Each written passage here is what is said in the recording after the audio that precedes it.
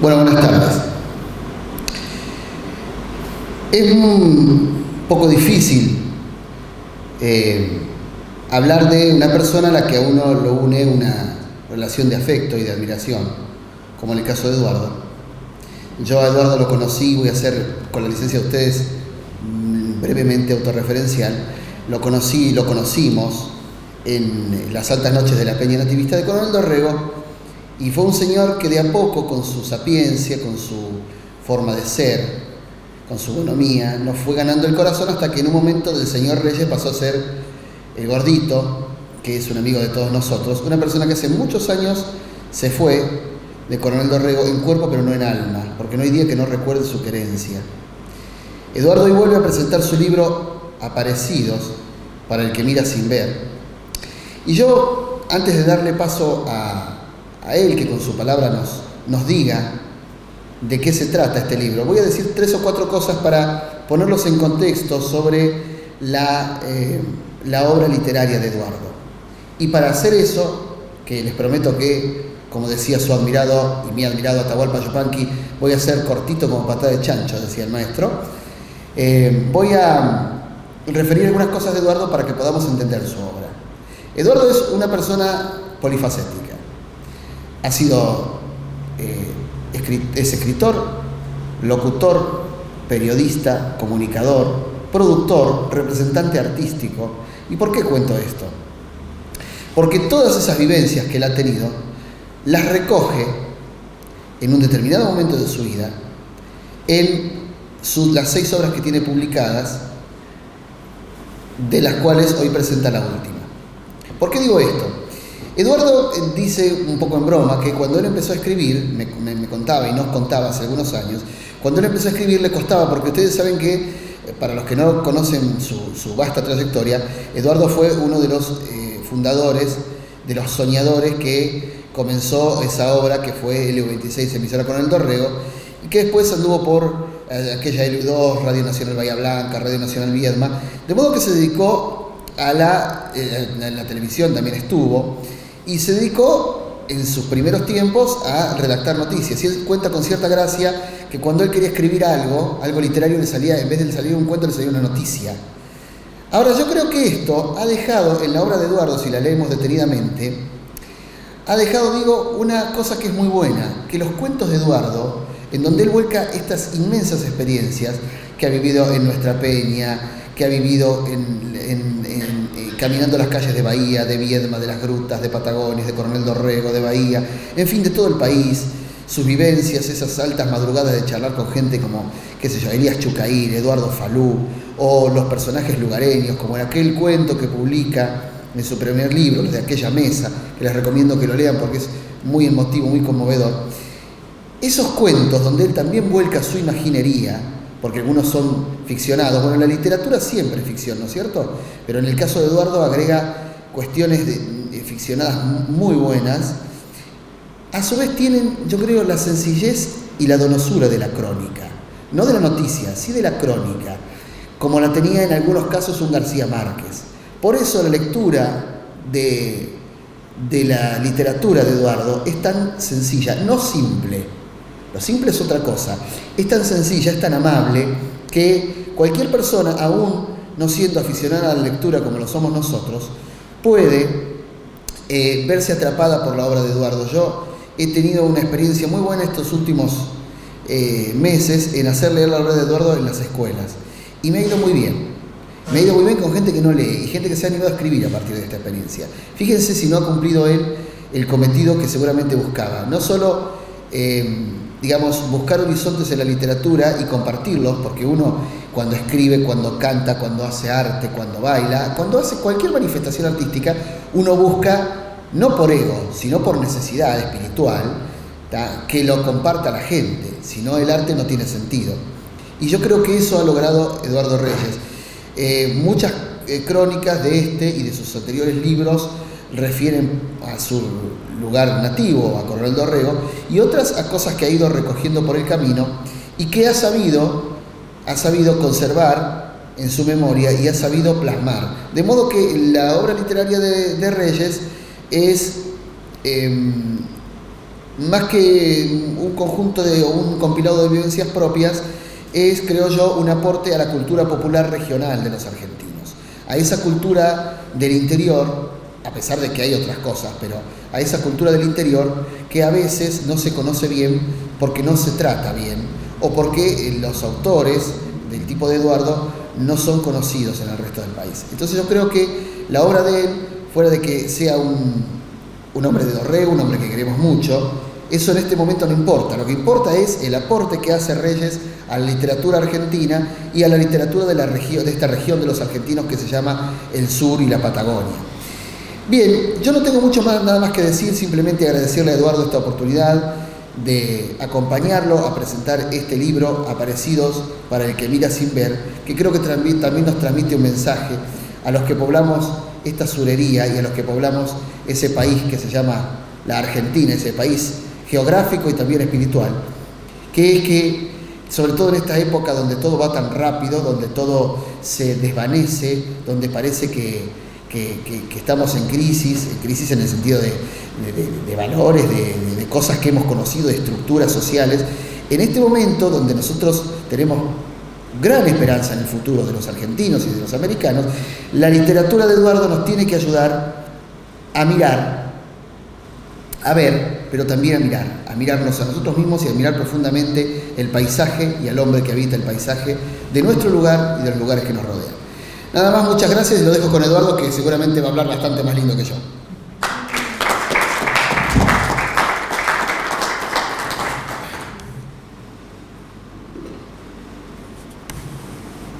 Muchas gracias, Cristian.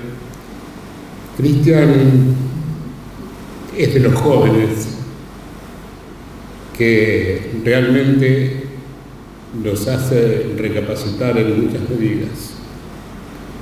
Cristian es muy capaz, tiene ya su profesión, la sabe desarrollar, y a pesar de sus diferencias, para él no son tan graves como a veces nosotros la vemos, y se desenvuelve en la vida de una manera realmente notable como cualquiera de nosotros puede hacerlo. Para mí es un honor compartir este momento con Cristian y también con ustedes. Escribir, como a cualquiera, nos obliga a pensar en muchos aspectos. Hace unos días nomás alguien me preguntó en una nota radial que me había dejado la pandemia, y yo dije, me ha dejado y me ha quitado, porque me dejó tiempo, porque donde nosotros estábamos, el exceso celo donde estamos residiendo, el exceso celo del intendente, a las 4 de la tarde no podíamos salir de la casa. Así que obviamente me tenía que compenetrar en escribir historias, en pensarlas, en buscarlas. A otros esto les perjudicaba más que a mí, porque los que hacían alguna changa no podían hacerla. Algunos muchachos que no tenían changa, pero sí, como decimos habitualmente, se las rebuscaban pescando, porque dicen que allí en San Antonio, las grutas, con un anzuelo y un piolín se vive, porque vas, sacás unos pescados, comés y los vendés. Y estos chicos no podían hacer siquiera eso. Otro amigo me dijo, yo solté los pájaros, y lo escribí, solté los pájaros. Me dice, con el tiempo me di cuenta que tenerlos encerrados en esa pequeña jaula era una tortura para esos animales, estos animalitos que gozan de la libertad del vuelo, gozan del paisaje, de las flores, del canto, de todo. Y soltó los pájaros. Y lo más doloroso fue los amigos que se fueron, que dejaron un vacío terrible, terrible, que hay que hacer un esfuerzo muy grande para sobrellevar ese peso. Pero al margen de todo eso, y como, bueno, yo terminé algunos escritos, no de este libro porque ya lo tenía en marcha, sí de otros que alguna vez veremos si pueden aparecer o no. Pero hablemos de hoy. Hoy, como a cualquiera que se tiene que presentar ante un auditorio, supongo que les pasa lo mismo. Uno está, los guitarristas, por ejemplo, practicando, ensayando, estudiando, y por allí hay que presentarse y mostrarlo. El pintor pinta en silencio, en su espacio, y después tiene que mostrarlo. El bailarín tiene que hacer lo mismo. Ensaya horas en el escenario, en música, corrigiendo, y algún día tiene que presentarlo. Y bueno, a uno le pasa más o menos lo mismo. Sentado antes en una Lexicon, viejo Lexicon 80, y ahora en una computadora, corrigiendo, borrando, cambiando, pero algún día hay que mostrarlo, y lo muestra, como puede. En realidad el resumen de este libro, que la otra vez, también en una nota dije, sí, el último, y me dijeron, no, el último no, el nuevo. No digas el último. Desde ese día, entonces digo, este nuevo libro tiene algunas cosas que están resumidas en la contratapa. Yo le voy a dar un somero repaso, porque empiezo con dos cuestiones históricas. Hay dos que son producto del conocimiento que tenía sobre un determinado hecho y después con algún tipo de investigación que uno hizo. Uno de ellos está dedicado, mejor dicho, a la segunda ciudad de mis afectos, que es Bahía Blanca, porque en ella viví mucho tiempo. Es en memoria de el fundador, el coronel Estomba. El coronel Estomba murió a los 37 años, después de haber hecho innumerables, o haber participado, mejor expresado, de innumerables acciones en bien de la patria y de América. Fue condenado por el amigo Bolívar a la cárcel en Perú, en las casamatas. 7 años pasó allí. Después fue nuevamente preso, otros años. Así que restémosle a los 37 años, casi 10 de preso. A los 19 había comenzado su carrera militar. En muy poco tiempo hizo muchas cosas. En una ocasión, el intendente de Bahía Blanca dijo que era una fecha propicia para que una comisión especial tratara de traer los restos de Estomba a Bahía Blanca. Y se ocuparon. El arquitecto Cabré Moré fue uno de los que más trabajó y logró ubicar donde un viejo plano de la Recoleta decía que allí estaba el coronel Estomba. Y bueno, una comisión fue a buscarlo. El final no lo cuento porque es una especie de sorpresa con lo que se encontraron quienes excavaron para traer el cuerpo. La urna con lo que trajeron está en la Catedral de Bahía Blanca. Esto es en la parte de historia. En la parte de historia también hay una pelea ideológica más que nada, entre quien era presidente en aquel momento, Julio Argentino Roca, y el fundador de la ciudad de La Plata, Dardo Rocha. Dardo Rocha tenía veleidades de sucederlo como presidente a Roca.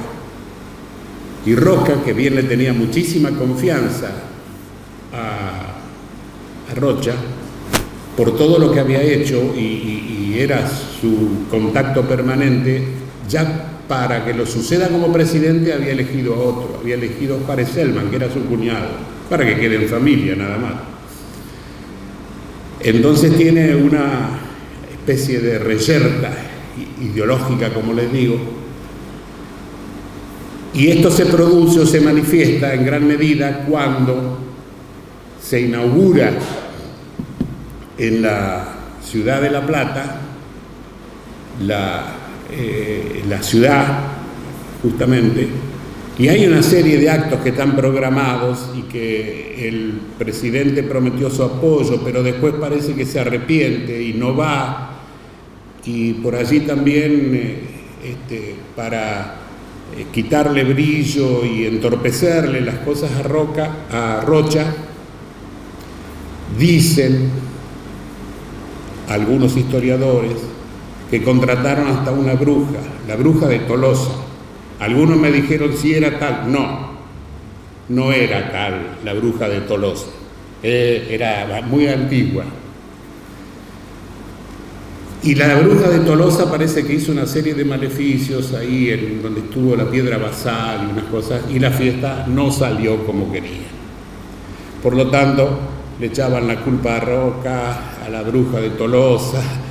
A unos dicen que el asado que había llevado había sentido el calor y la degradación, no estaba para comerlo. Sacaron unos mensajes y manifiestos que estaba previsto abrirlos en 100 años y bueno, se tergiversó todo. Eso es en la parte histórica. Después viene una sección en la que entra a jugar la ficción mucho y tiene que ver mucho con algunos fantasmas. Siempre los fantasmas andan presentes.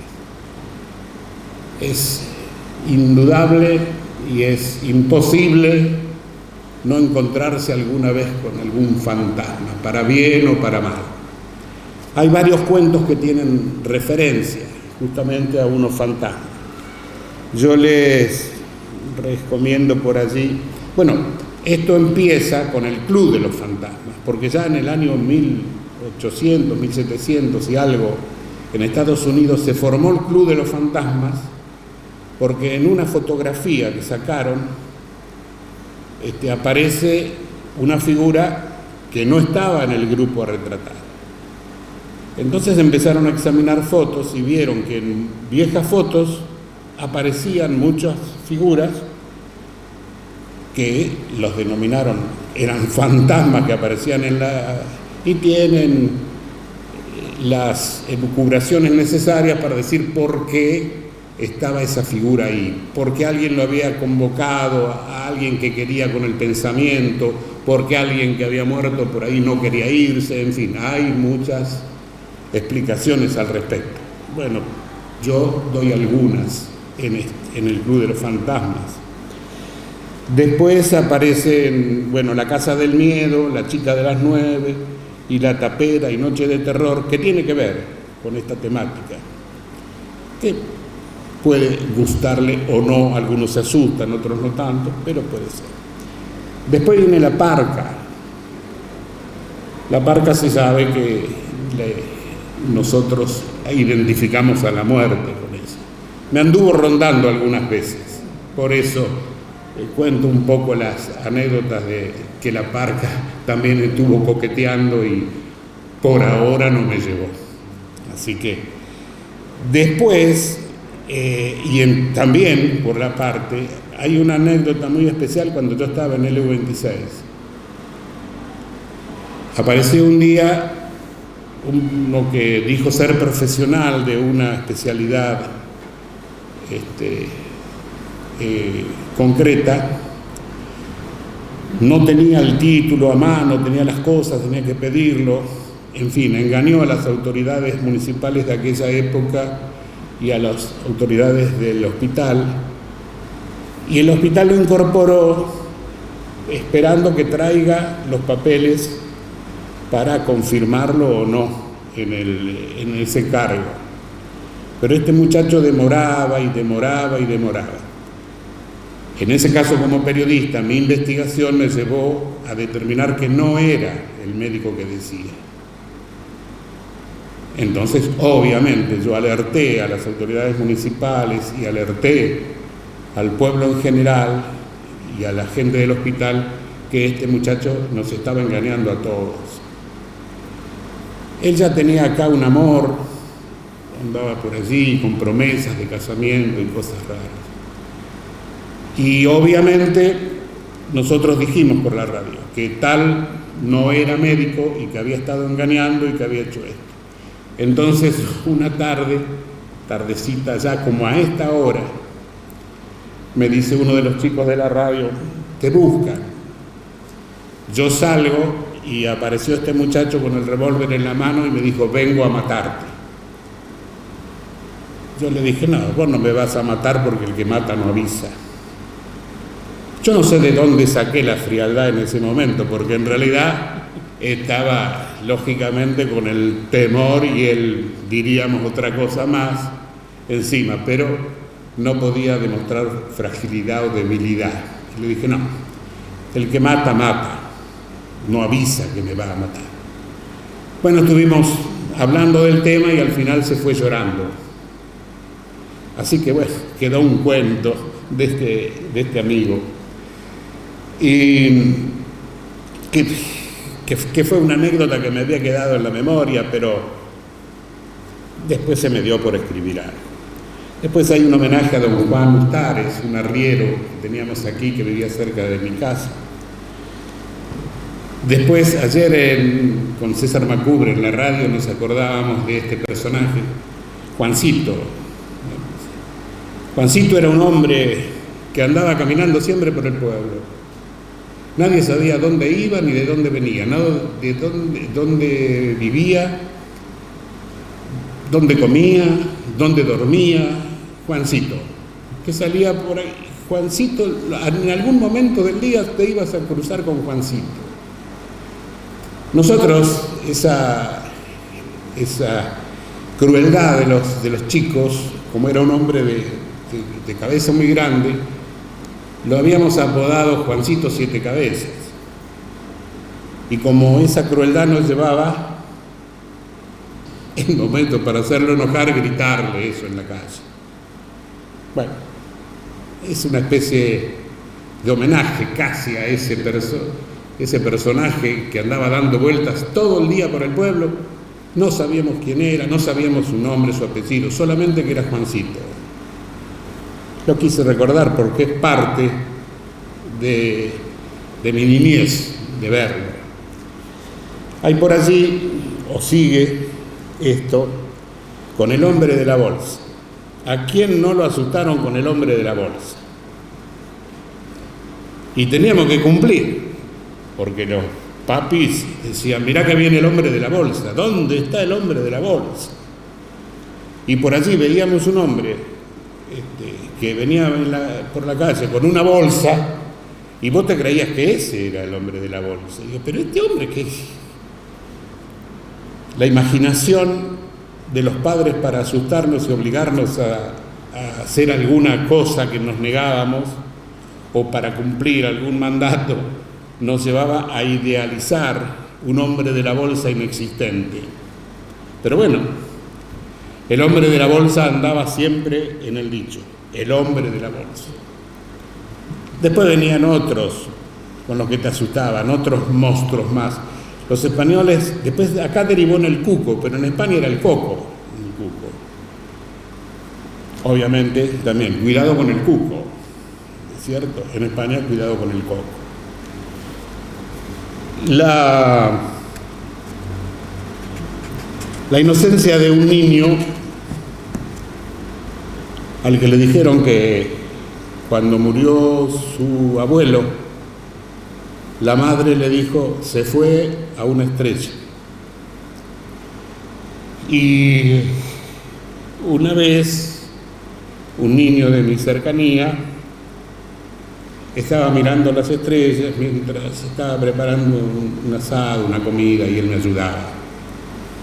Y le dije, ¿qué estás mirando con tanto interés para el cielo? Estoy mirando las estrellas, me dijo. ¿Sí? ¿Por qué? Porque estoy buscando dónde estará el abuelo. Fue tan tierno, tan hermoso, que ese niño de mi cercanía haya pensado que todavía su abuelo estaba allí. Y seguramente te estará mirando, te estará observando, y seguramente que está contento porque te ve a vos bien. Y ahí quedó la anécdota, y bueno, lo recordé mirando las estrellas. Partido raro. Ayer hablándolo también con César, de chico me contaron que esto fue en 2 equipos de fútbol de Bahía, pero que también pasó acá, en nuestro pueblo, con jugadores que iban a menos de uno y de otro equipo, y que por allí uno no la quería ni tocar ni agarrar, y dice, agarrala vos, que yo, y no, que yo, los dos venían para atrás. Entonces el partido era raro. Los que estaban mirando el partido decían, ¿qué les pasa esto? Que hoy no juegan como juegan siempre, no la pasan como, no patean como siempre. Y bueno, me quedó la memoria de aquello y traté de elaborar un cuento. Otro de los cuentos por allí, que también ayer lo hablábamos bastante con César, a ver si esto era cierto o era mentira. Vine porque quiero. Recién Cristian hacía referencia a mi época de productor de espectáculos, o mi época de representante artístico y de armar algunas actuaciones. En una oportunidad, con Daniel Randazzo, que era quien me secundaba, contratamos la presencia de Alberto Cortés en Bahía Blanca. El club estudiante rebalsó de gente, una cosa bellísima. Una hermosa mujer de Bahía Blanca, una joven, esbelta, alta, preciosa, con una figura realmente que todo el mundo se daba vuelta. Esa era una de las chicas más hermosas de la ciudad. Todo el mundo comentaba la belleza de esa mujer. Estando nosotros en una oficina que teníamos en la Galería Americana, una mañana llegó esta chica a la oficina. Nos extrañó. Le dijimos qué necesitaba. Y me dijo, ¿ustedes son los que traen a Alberto Cortés? Sí, efectivamente. Dice, yo ya saqué las entradas, pero yo quiero pedirles algo. Sí, ¿cuál es el? Yo quisiera después encontrarme con Alberto Cortés. Bueno, nosotros lo único que podemos hacer es que te acerques cuando termine, que puedas saludarlo. Sí, yo quiero saludarlo y algo más. Bueno, eso es cuestión tuya. No sé qué pasó. Nosotros se lo presentamos. Nada más. El plato de sopa. Dice el doctor en biología molecular, Eugenio Bacharach, que la memoria atesora desde los 5 años hasta los 12 por lo menos los recuerdos del olfato. Uno recuerda muchas cosas y el olfato es uno de los elementos básicos. A muchos de ustedes les puede haber pasado. Yo tengo el olfato del plato de sopa de mi abuela. Yo como Mafalda, sopa. Y la abuela decía que cuando empezábamos a almorzar, lo primero que había que tomar era un plato de sopa. Y el plato de sopa que hacía mi abuela, en las verduras, las hortalizas que sacaban de una pequeña quinta que lo tenían, una pequeña huerta, y el gallinero, perdura en mí el olor de aquel plato de sopa. Después, Hay una anécdota que nace de mi querida amistad y valorada amistad con el doctor Rodolfo Casamichela. Rodolfo Casamichela tuvo un contacto muy estrecho con Dorrego, primero con la peña nativista. Aportó muchas cosas, entre ellos el descubrimiento de las pisadas de Megaterio que se encontraron en Montehermoso. Después la siguieron otra gente, investigadores y todo. En el museo, esta mañana estuve y había unas garras ahí de megaterios que no eran de ahí de Montehermoso, sino que del Quequén, donde también andaba el bicho este. Pero nosotros, gracias al doctor Casamichela, tuvimos acceso a una información muy amplia de todo esto y de muchas cosas más. El doctor Casamichela tiene más de 500 publicaciones, muchas revistas, libros, historias, colaboraciones, conferencias y todo. Yo tuve la suerte de tener al doctor Casamichela en muchas ocasiones cerca y para consulta, y yo un poco empecé a escribir por el impulso del doctor Casamichela, porque cuando yo contaba algo, narraba un cuento, narraba una anécdota, él me decía escríbala,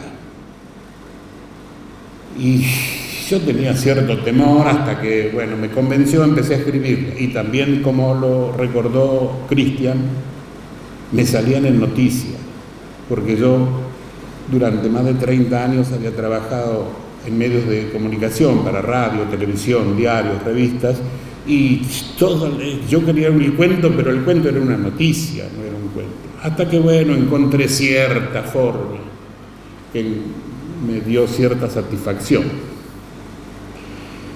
El doctor Casamichela, además del acercamiento con la peña, también lo tuvo con el doctor Funes de Riul, de quien fueron muy amigos, hicieron muchos trabajos juntos, se admiraban mutuamente, se veían permanentemente, se hablaban permanentemente, y entre los trabajos que se les encomendó fue hacer la toponimia de la provincia de Buenos Aires.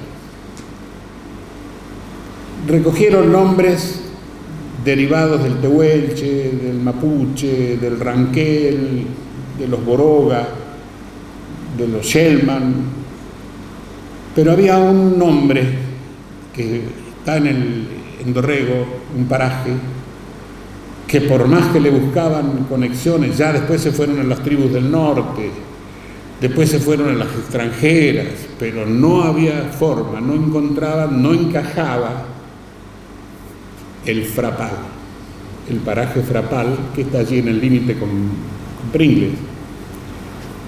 Ya tenían que cerrar el libro y no esa obra espectacular que la editó también la Cooperativa Eléctrica de acá. Entonces lo llama Casamichela al doctor Funes de Riul y le dice: Carlos, tenemos que ir hasta el paraje Frapal, ver allí con la gente que queda, a ver de dónde puede haber salido ese nombre, y de dónde, y de dónde, y de dónde.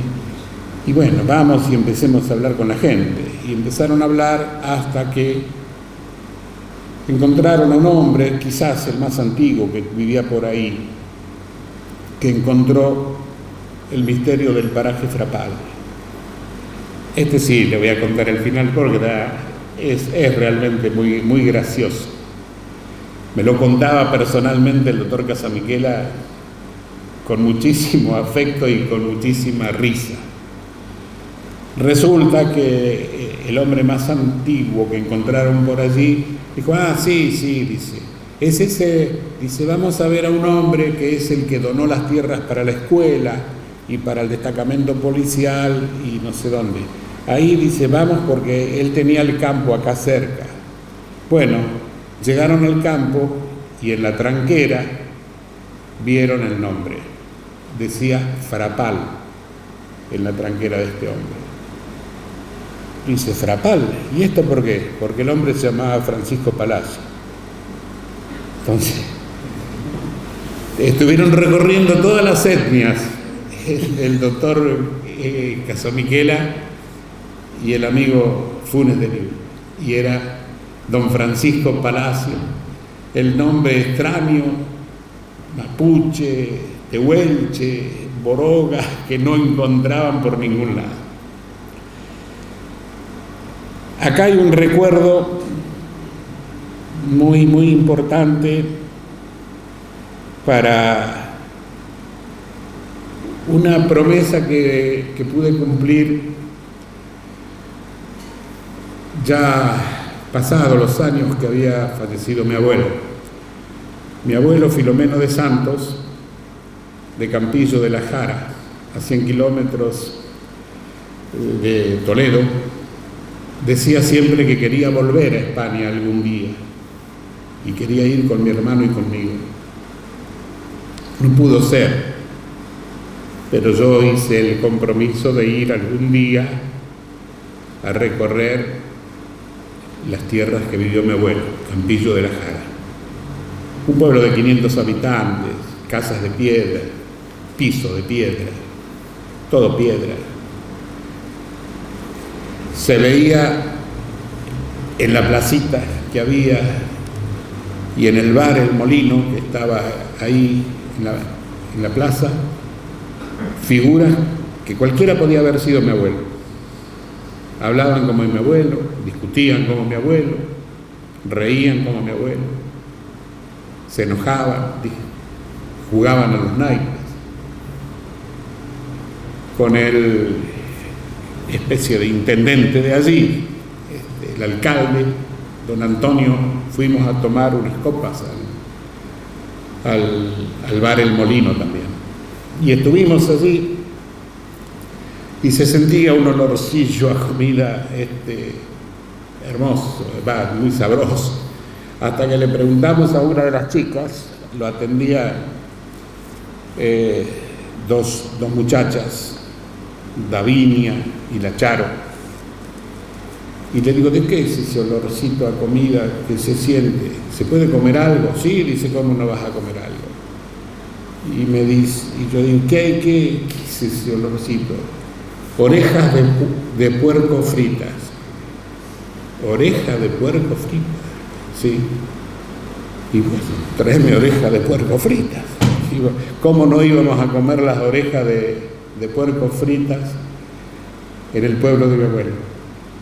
Y allí degustamos con Ana y una prima las orejas de puerco frito y otras cosas más, pero sabrosas, las más sabrosas comida que pudimos degustar allí en Campillo de la Jara.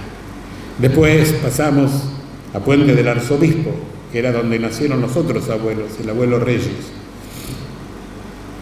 Una población dedicada a las artesanías también, en barro, en porcelanas, en esos materiales.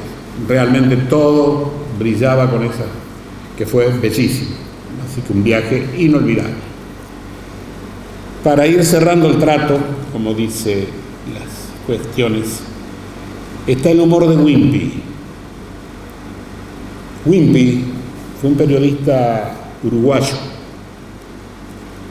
que realmente escribió en diarios porteños, tuvo programas de radio, de televisión. Captó tanto el lenguaje del hombre de campo, del hombre rural, de esa forma especial de comunicarse que tiene, que Moreno Palacios inclusive hizo composiciones manejando el idioma de Wimpy, ¿no? Fue el creador del Pucheto, el famoso perro aquel que era un ayudante de un puestero hermoso, le hacía los asados, le hacía la cama, todo el perro era un fenómeno. Y los otros paisanos descubren la mentira por otras razones que no tenían nada que ver con eso. Un homenaje un poco a Wimpy, porque también a mí me aconteció que un día, charlando con un paisano sobre un hombre de campo acá, un peón de campo, sobre cuestiones del momento, él utilizó exactamente el mismo lenguaje, con la frase sin terminar. Eso, viste, que te dice, no, lo que pasa es que yo sí, pero, viste, después, al final es lo mismo. Y no termina la frase, pero la va compaginando de tal forma que no pierde el hilo. Me pareció que era oportuno, por este muchacho que yo conocí, hacer un homenaje también a Wimpy. Y para ir terminando allí, el libro también lo anunció Cristian, son cuentos aparecidos, y como segundo título, Para el que mira sin ver. Yupanqui tiene una canción que dice: para el que mira sin ver, la tierra es tierra, no es. Nada le dice el arroyo, la laguna ni el sausal. Pero hay que ver, porque la tierra tiene un hondo cantar, es como una guitarra que tiene un hondo cantar. Y a mí me pareció importante asociarlo, porque una vez mi nuera, la esposa de Santiago, nuestro mayor, el hijo mayor, tomó el tren en Bariloche para venir a Viedma.